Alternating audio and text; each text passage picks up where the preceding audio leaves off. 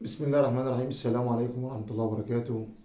النهاردة هدردش معاكم شوية في المشكلة طبعا اللي بلدنا بيروت كلها عارفة القصة اللي حصلت بتاعة جريمة القتل أول امبارح.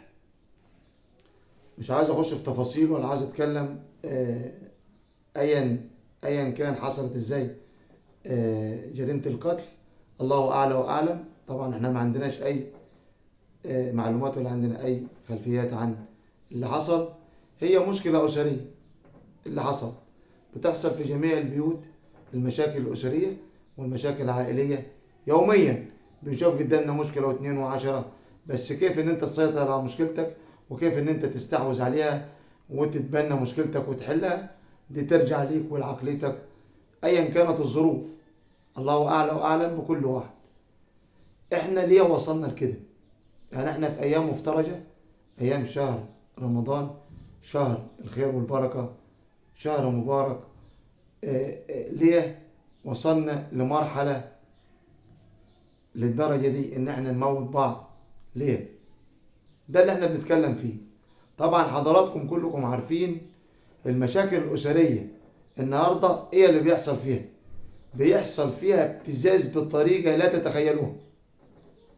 يعني ربنا سبحانه وتعالى قال في كتابه العزيز: وجعلنا بينكم مودة ورحمة.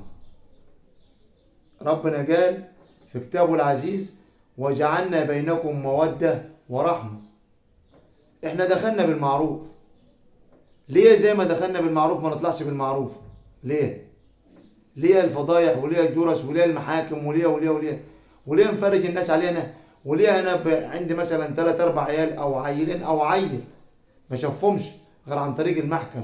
ليه؟ ليه تبتزني وليه تذلني وليه تحطني تحت ضغط يولد اللي انتوا شفتوه؟ ليه نوصل للمرحلة دي؟ انا ربنا كرمني بعيل، مش جايب عيل الدنيا عشان خاطر ايه؟ حماية يذلني او عشان خاطر مرة تتذلني ان انا اشوف ولدي او اشوف بنتي. ما ينفعش. ليه؟ فين المودة والرحمة اللي هنا؟ فين الفشخرة والكذب اللي كانوا قبل الجواز؟ الزيارات والعزومات والخروجات والفسح والخ.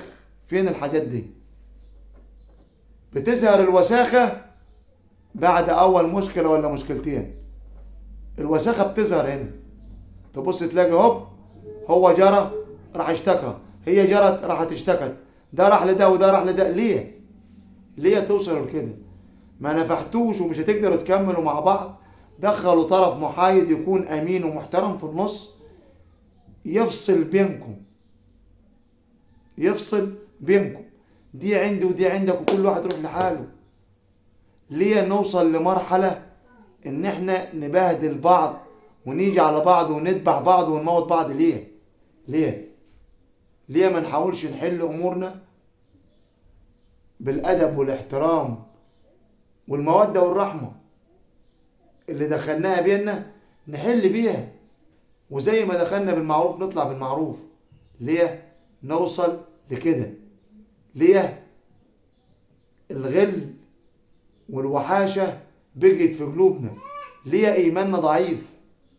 ده ربنا سبحانه وتعالى ما قالش كده. ما قالش ان احنا ناخد بعض ونموت بعض. ما قالش ان احنا ناخد بعض ونفتري على بعض. ما قالش ان احنا ناخد بعض ونيجي على بعض. ما قالش ان احنا نكسر رقاب بعض. ما قالش كده. ربنا قال: وجعلنا بينكم مودة ورحمة. وزي ما دخلت بالمعروف اطلع بالمعروف. فين هو المعروف اللي بيننا؟ فين؟ ليه؟ ليه يا مسلمين يا موحدين بالله توصلوا لكده وتوصلوا للمراحل دي؟ انا اتجوزت واحدة وخلفت منها، من حق ان انا اشوف عيالي.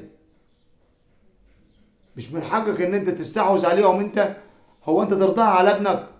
حماك ده اللي بيعمل كده يرضاها على ابنه؟ يرضى ان مرة ولده تعمل في ابنه كده؟ اللي ما ترضاش على نفسك ما ترضاش على غيرك. اللي ما ترضاش على بنتك ما ترضاش على بنت الناس. واللي ما ترضاش على ولدك ما ترضاش على ولد الناس. اتقوا الله شوية عشان ربنا يرحمنا. اتقوا الله شوية. إلى كل أب وأم، كل أب وأم في البيوت ارحموا روحكم شوية، واتقوا الله في عيالكم، واتقوا الله في عيال الناس. ارحموا روحكم شوية. وما نقدرش نقول غير حسبي الله ونعم الوكيل. حسبي الله ونعم الوكيل في كل واحد بيفتري ويتجبر على التاني. ارحموا روحكم وارحموا بعض شوية.